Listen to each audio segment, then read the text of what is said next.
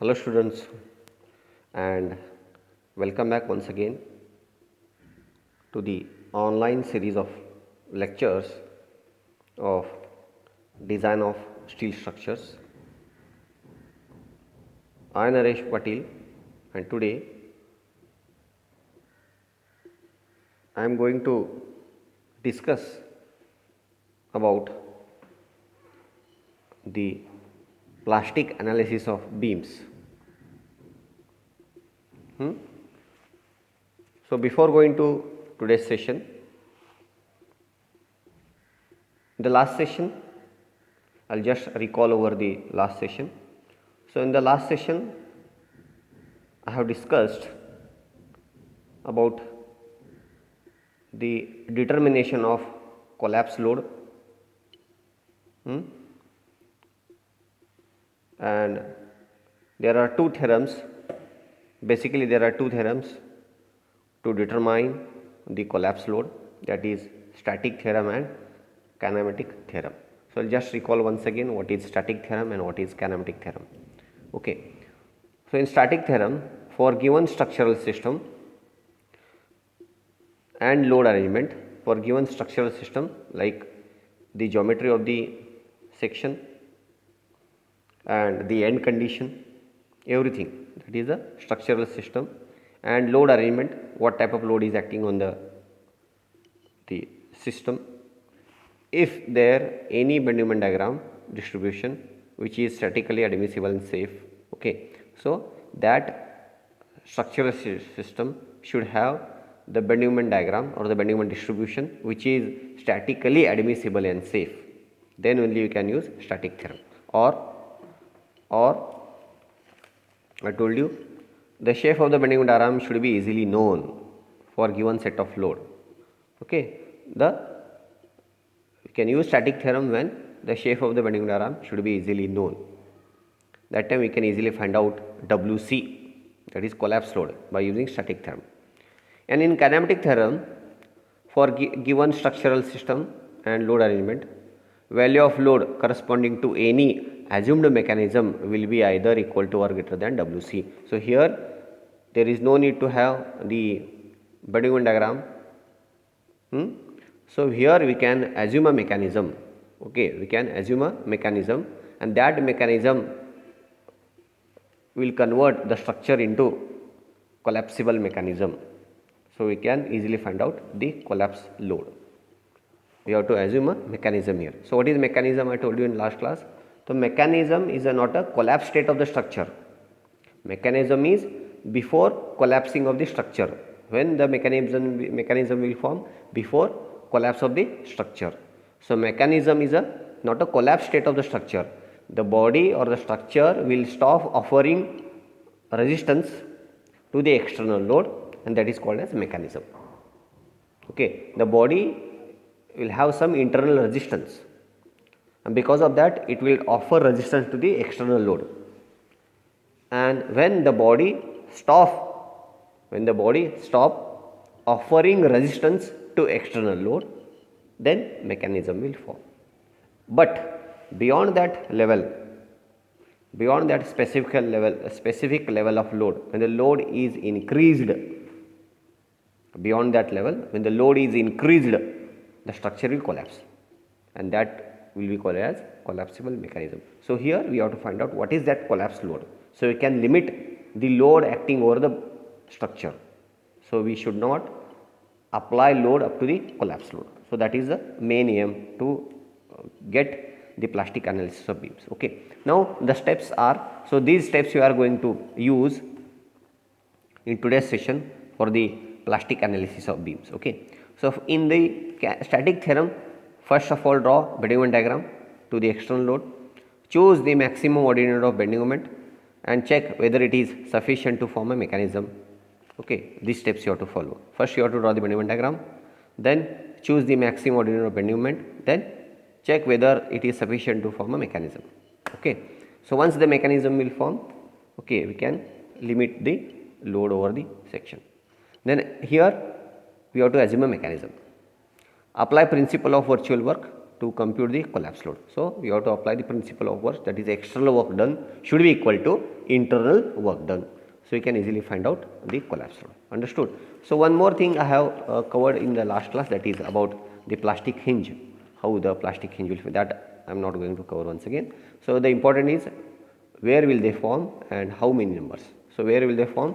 Where the maximum moment is there, under the concentrated load, at zero shear force and at fixed support, and section where the moment of inertia changes. So this we have to keep it in mind. This is very important. After that we have discussed about the structure, where means how many the numbers will form. The structure, if it is a statically indeterminate, to the degree of n. If the structure is statically indeterminate to the degree of n, then the n plus 1 hinges required to form a mechanism. So we have to provide n plus 1 number of hinges to convert the structure into mechanism. Understood? So based on this all data, we are going to solve the today's problems. Okay. So we will start with the solution now. Okay. So now in today's this thing we will solve a small problem for this, that is plastic analysis of beams. Plastic analysis of beams for this. So it is a beam. Okay. One side we have hinge support, one side roller support acting with concentrated force W. Okay. Now we are going to solve this by both the method, that is by static theorem and by kinematic theorem. Okay. So first of all, you have to find out the number of reactions here. The number of reactions. Okay. So therefore,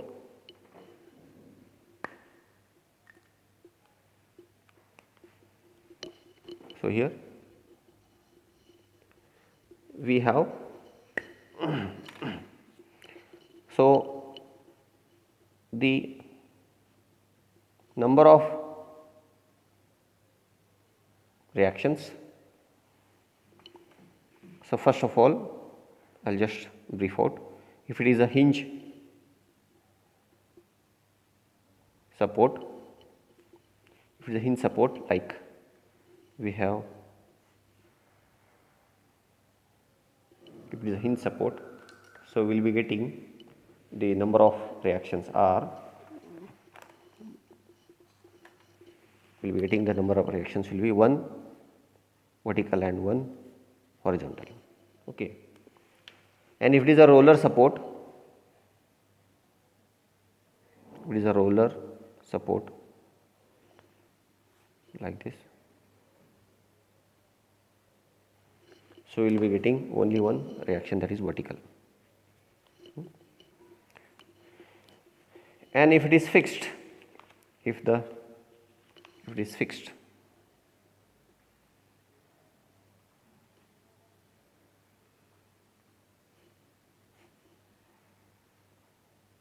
so you will be getting 3 reactions, 1 vertical, horizontal and 1 movement. Okay. Understood? So here you have to note one thing, note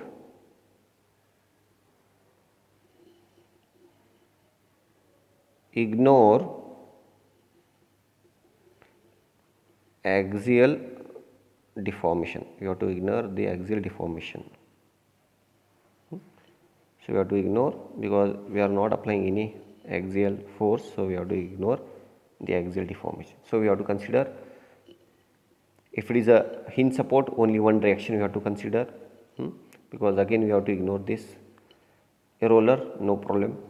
Fixed, again you have to ignore this. So in the fixed the reactions will be 2, roller will be again 1, and if it is a hinge, again the reaction will be 1. Okay. So therefore in the given problem, therefore the number of reactions by neglecting axial reaction, that is by neglecting axial. Okay. We are not going to consider the axial reaction. So therefore we have only summation of Fy is equal to 0 and summation of m is equal to 0. Only two we have to consider. Understood? So therefore the reactions are here. Okay, see, we have one roller support and one hinge. So for one roller one reaction, for hinge one reaction. So the reactions will be 2. The number of reactions for given problem 2. Okay, and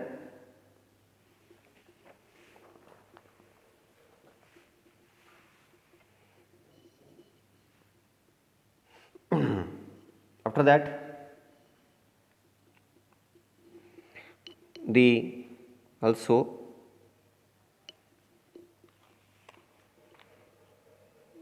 the equations of static equilibrium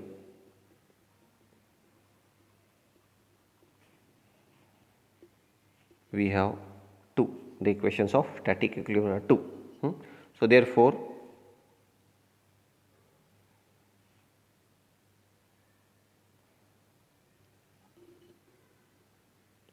so it will be n. So n is r minus the equations of static equilibrium. N is equal to r minus 2. So r minus the equations of static equilibrium. So we have 0. So therefore the number of plastic hinges required to convert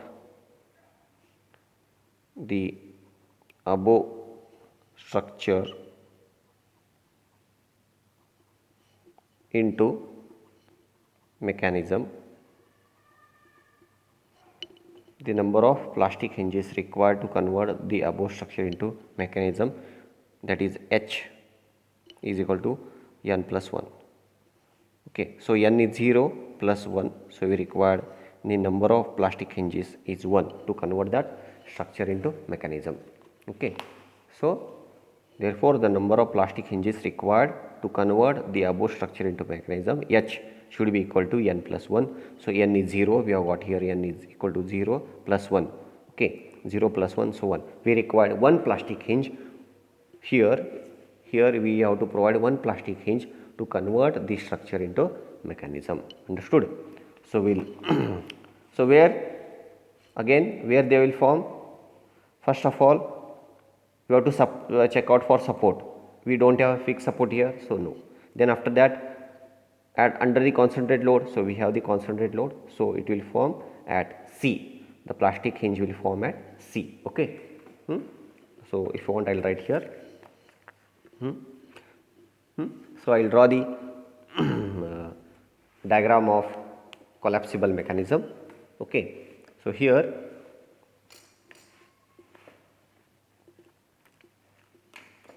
we have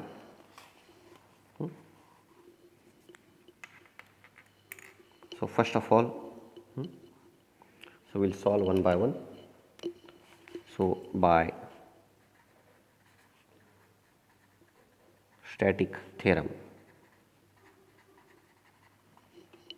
we are going to solve by using static theorem. So for static theorem, we should have the bending moment diagram. So we'll draw the bending moment diagram first. So as I told you, for static theorem, bending moment diagram should be easily known. So this is A and B. So we'll get the bending moment diagram for this as, I'll draw here only. The bending moment diagram will be, so we have the bending moment diagram like this. This is the bending moment diagram. This will be the ordinate of maximum bending moment. Okay, and the hinge will form here. The hinge formation will be at C. And this will be the bending moment as MP. This bending will be called as MP.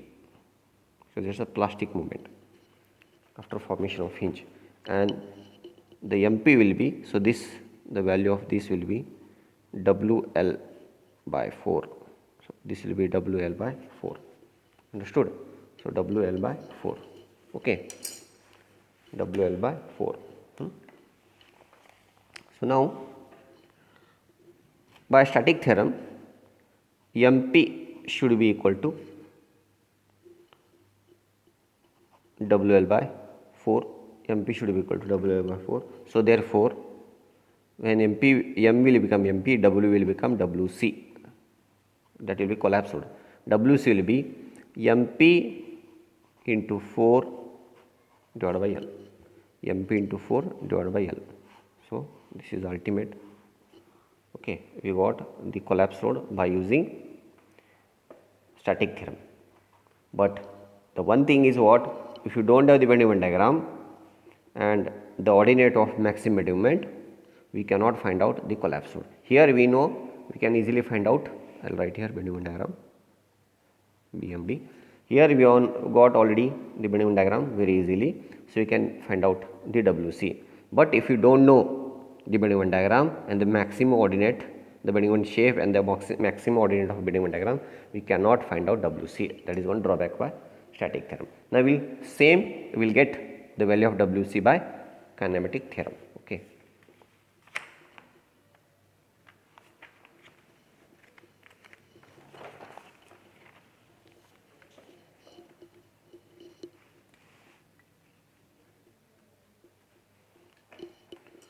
So now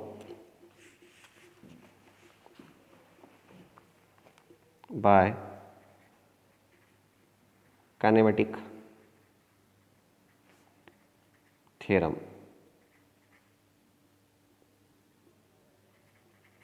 by kinematic theorem. So in kinematic theorem, we should know the assumed mechanism.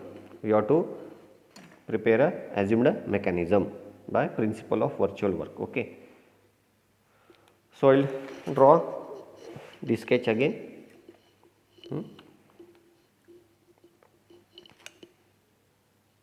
So we have,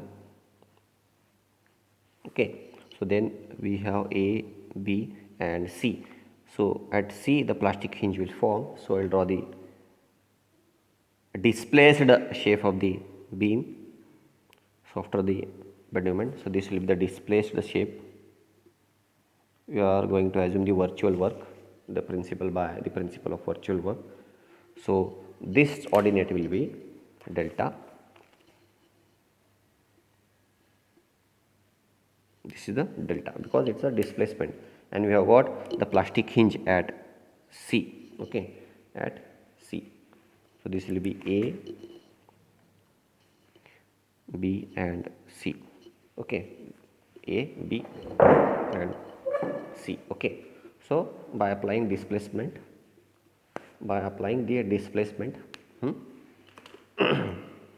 so the displacement at A is theta, B also it is a theta.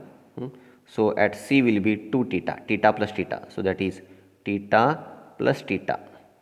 That is theta plus theta. So it will be 2 theta. Okay. By applying displacement by the principle of virtual work at C where the plastic hinge form. So we will get the displacement theta at A, at B and the C will be summation of A and B. So that is theta plus theta, that will be 2 theta. Okay. Now by kinematic theorem, okay, by principle of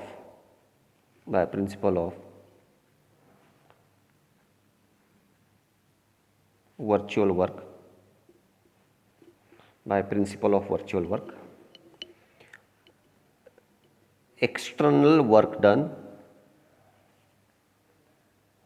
should be equal to internal work done. So you have to consider external work done should be equal to internal work done. So that is, I call it as EWD should be equal to IWD.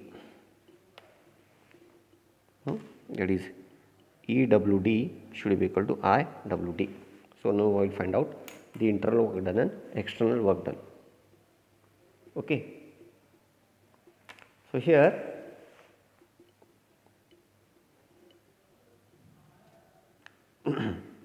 the internal work done, therefore the internal work done I W D should be equal to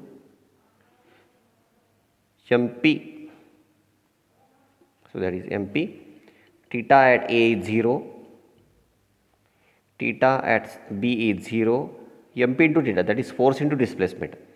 Force into, that is movement into displacement. So MP, the theta at A, because it's a roller support 0, at B it's a again we have the movement at B is 0 and we have the movement at C is MP, that is 2 theta. MP 0 plus 0 plus C, A, B, C. So that is 2 MP theta. So this is the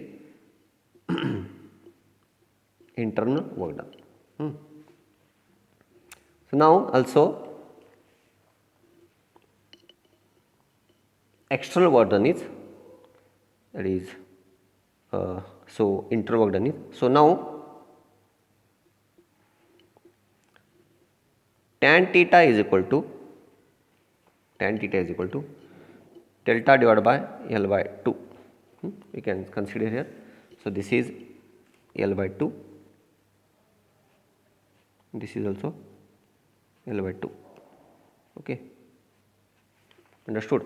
So tan theta is equal to height by base, so that is delta divided by L by 2, delta divided by L by 2, delta divided by L by 2. So therefore, so by ignoring because theta is very less, we ignoring tan. So that is theta is equal to delta divided by L by 2. So therefore theta is equal to 2 delta by L. Theta is equal to 2 delta by L. So we will substitute back here, that is in internal work done. So therefore internal work done is equal to, by substituting the value of theta is equal to 2 delta by L. So 2 MP and 2 delta by L. So that is 4 MP delta by L.